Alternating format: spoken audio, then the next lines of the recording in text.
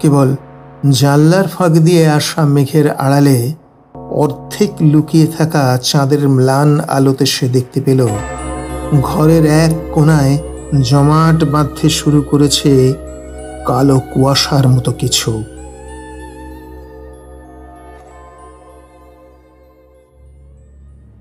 ঠিক তখনই ঘরের মধ্যে হঠাৎ এক প্রচণ্ড ধূপ গন্ধ ছড়িয়ে পড়ল। বাতাস ভারী হয়ে উঠল অদৃশ্য মন্ত্রোচ্চারণে।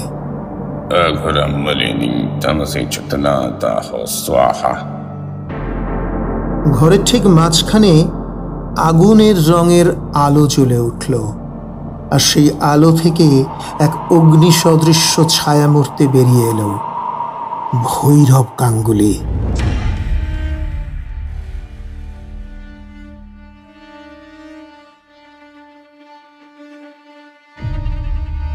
তার কপালে রক্তচন্দনের তিলক, গলায় রুদ্রাক্ষের মালা, এক হাতে ত্রিশূল, অন্য হাতে কাঁসরের ঘণ্টা, চোখ দুটি যেন দাউ দাউ করে চলছে।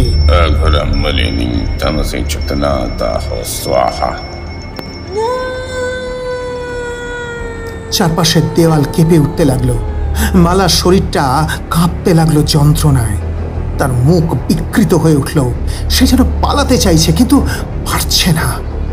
ভৈরব গাঙ্গুলির আত্মা আবার গড়ছে উঠল।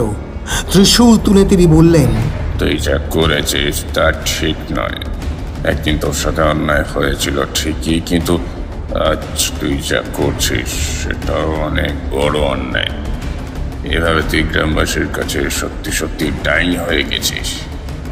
তোকে কেউ করুণা করে না, তোকে ভয় পায় সবাই। তুই দেবীত্ব লাভ করতে চেয়ে পিশাচিনী হয়ে গেছিস। তোর এই প্রতিশোধের আগুন তোকে এত বছর পরেও শাস্তি দিতে পারেনি, তাই তুই এত কষ্ট পাচ্ছিস, এত কষ্ট দিচ্ছিস। নর রক্তে সত্যি তুই শান্তি পাবি, কোনোদিনও না। তবে তুই যদি চাস তাহলে আমি তোকে মুক্তি দিতে পারি। বল, চাস তুই মুক্তি? হঠাৎ কি যেন একটা ঘটে গেল। একটা কালো ছায়া সীমিতার ভেতর থেকে বেরিয়ে এলো।